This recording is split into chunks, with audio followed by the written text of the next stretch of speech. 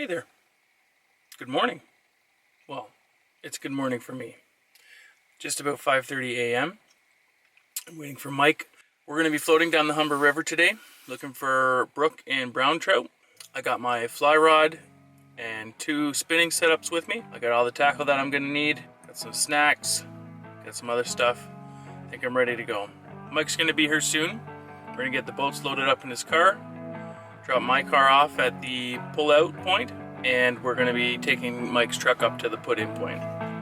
Anyways, we'll catch up with you in a little bit. Sit tight and enjoy.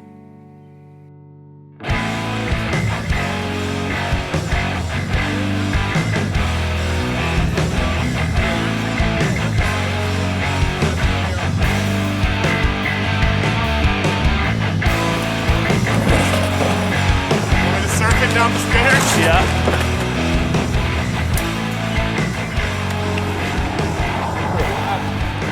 Nice Johnnies, bud. You really got nothing else?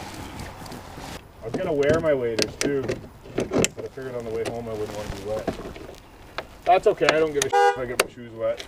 It's gonna be f***ing cold. Why? Just have The water, wet? yeah. You're a f***ing tough guy, huh? Yeah, what's my other choice? Don't get out of your boat. Alright, we're set. Oh wait, you forgot your thing, bud. You going that way? Oh yeah. Yeah, you just keep paddling. Gosh, I wish we were in Algonquin Park now, eh? We should be. I didn't even want to make that phone call to tell you.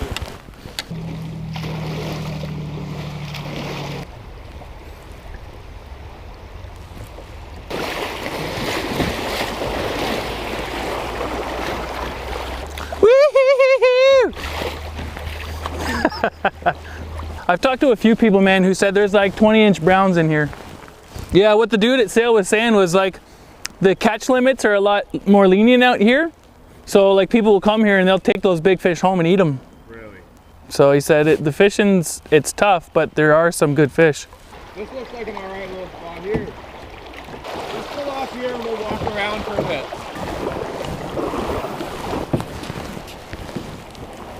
Oh, thank you, kind sir.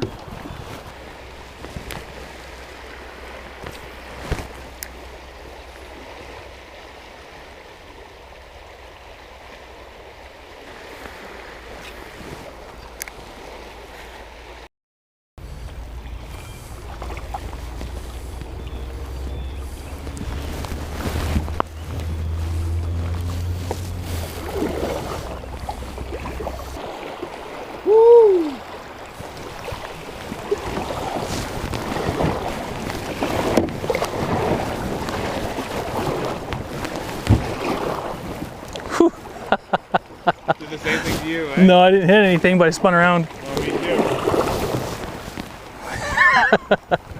too. We are not in control. Pull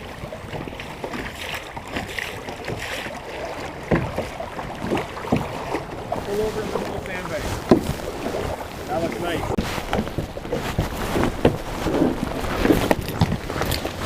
Oh, sinking sand, I found it. Oh yeah? Well, look how deep my foot is right there.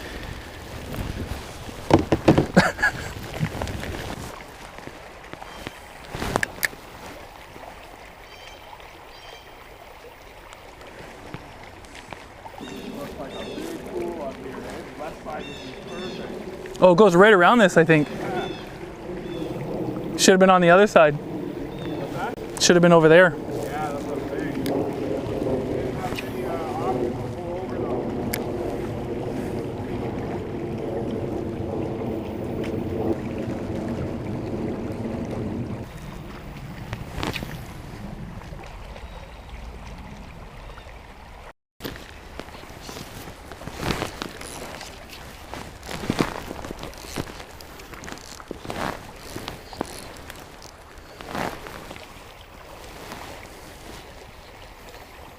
That's a 4-weight? It's a 5-6 weight. 5-6 weight? Mm-hmm. The one I had that I broke that day was a 4-weight rod. But the thing is, I never had a reel with 4-weight line. Good thing I just moved. I warn you, I have no idea what I'm doing. Let me try that thing out after. Yeah, man.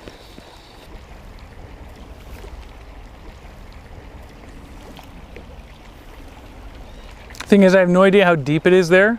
Like that fly might not be getting down deep enough. Yeah. Do you have switch on it? It shouldn't need it.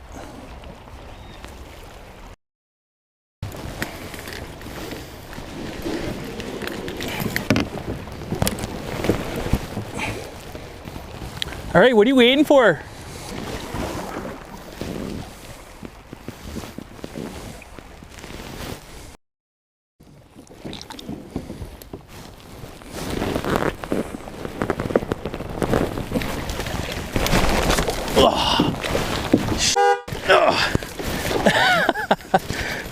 Oh yeah, that's what it's all about. Yeah.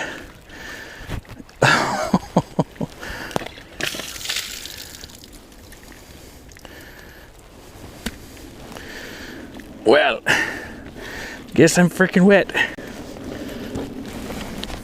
You getting ready to cross there? Oh, you got your little spinner. Try and float underneath that. Nice. I don't think I have enough weight on it.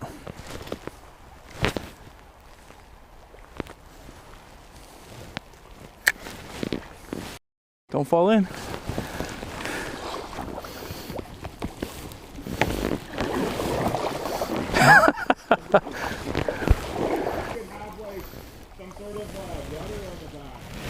Stand up and river cliff? Yeah.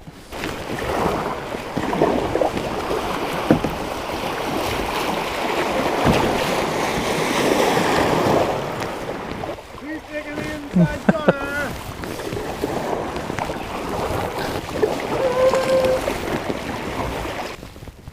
We could go stand up on the bridge and cast off. Want to do that? No. That'd be cute. Take a little pic. Well, I'm all for being cute. Yeah, this is not getting down any more weight. Center console? Mm-hmm.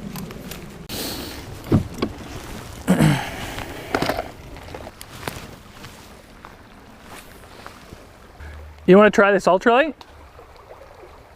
Sure, I'll try it. I'm not going to fish that because I don't want to snag your lure. I don't care about that worm though. Try it out.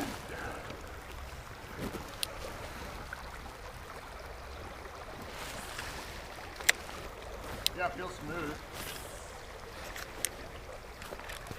What do you think about that rig?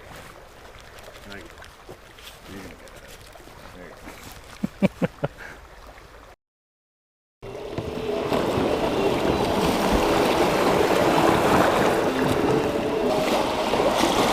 Ooh, took on some water, bud. Oh yeah.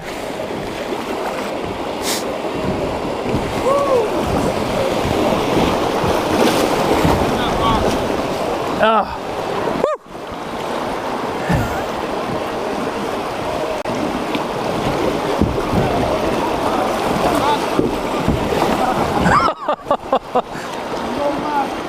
I'll take right.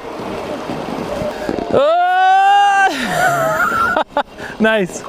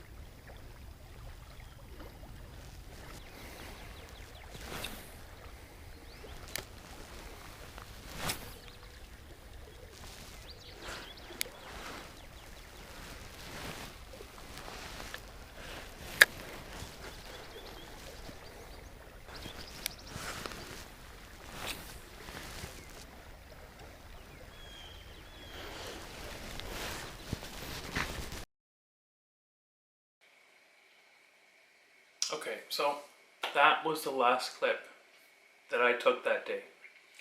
Shortly after that, we got back in the boats. We went downriver a little bit, and I had an accident. We were coming up to a tree that was down, hanging over top of the river, and as I was coming up to it, I made a couple paddles on my right, or I guess my left, and I felt like my kayak was moving with the current to go around the tree. That was the first mistake I made. I assumed that my boat was going the direction I wanted it to. And in fact, what happened was, when I got close to that tree, my boat was coming this way. There was an undercurrent because there was another branch underneath the water.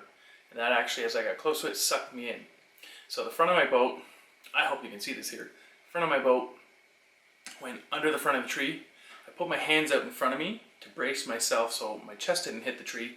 And when I did that, the water started pressing up against the side of my kayak. That forced me to tip. Water started coming on. It actually just filled the boat right up. I tipped. The boat flipped over completely. I had my arms up over the tree. So I held on to the tree. Mike yelled to me, "I'll get your boat." And I held on to the tree. So at this point, I can touch the bottom. It's up to just below my nipples. Current is very strong. Water is freezing cold. And I'm now kind of frozen here thinking, what just happened? So Mike grabbed my boat, thankfully. He decided, in order to get my boat out of the water, he was going to take the boat downriver a little bit and see what he could do there. So here I am now hanging onto this tree in 4 feet of water. It's rushing. I feel like if I lift my feet up off the ground to walk, it's going to sweep me under the tree. I made the decision to use the tree to try and climb up to the bank and brace myself from the strength of the current. The tree was up out of the water, maybe a foot, so I had enough space to get my head underneath. So I had to actually lower my body and get my head right underneath the tree. And when I did that, the GoPro I was wearing on my chest became submerged. Now that GoPro doesn't have a waterproof case on it, and I do that so I can plug in a battery and a microphone to it. It wasn't on, but it was charging at the time, and almost as soon as I dunked it, I looked down at it and the light turned off. I figured it was toast. So I managed to climb my way onto the bank. So now I gotta run down and help Mike with my boat, who's still in the water holding onto my boat upside down. We finally managed to drag it up onto shore, and I flip it over and I realize that the 2 spinning rods that were strapped onto the side of the boat were gone. Couldn't see them. The water was so murky, there was no way that we'd be able to see them at the bottom of the river. I think at that point I was actually kind of in shock over what just happened. I wasn't thinking straight, and once I found out that I lost my rods, I was pretty pissed. So Mike and I got back in our boats, paddled down the rest of the river. We got back to the cars, loaded up the boats. It's a long drive home. I spent that entire drive by myself in my car, thinking about what I should have done, what I did wrong. My first mistake was that I made an assumption that the current was taking me in the direction that I wanted to go, because it felt like it was. Be in control of your boat, keep a safe distance away from obstacles. You don't want to end up in a situation where it's too late to fix what's happening. My second mistake, I think, is that throughout the day, being on the water, coming across different situations, I started to get comfortable myself. And what happened was I wasn't being diligent. And thankfully, all that happened was I lost my rods. The GoPro was working. My cell phones were okay. I had dry clothes with me. And that brings me on to the things that I think that I did right. I stayed calm in the situation. And I really appreciate, actually, Mike has repeated this several times, but that helps to reassure me that not just from my perspective, but from his perspective also, I think that benefited me because I made what I think turned out to be the right decision to get out of the water using the tree where I was as opposed to floating downriver. I waterproofed and strapped down all of my essential safety equipment. So first and foremost, my phones. If I was by myself and I dunked my kayak like that and my phones got wet, the potential for that situation to be much worse is far greater without a cell phone. So I had those items stored in a dry box. I brought some wool long johns and I had them in a dry sack so that if I did get wet and I was cold, I had something dry to change into. Third thing I did right is I had my PFD on. I had my life vest on the entire time I was in the boat, and if I needed it, it was there. I wouldn't have to go digging for it. If I had fallen out of my boat and it was in my boat and my boat went downriver, then I might not have been able to get to it if I needed it. So when you need it and you don't have it, hopefully it's not too late. I also learned a few things. I felt at times while I was there with Mike, and I do this usually, especially with Mike, I feel like I have to keep up with him because Mike moves fast. He's very comfortable doing this type of thing, and I felt like I needed to keep up. But what ended up happening is I wasn't double checking certain things that I should have for myself. So I've learned that I need to take that time.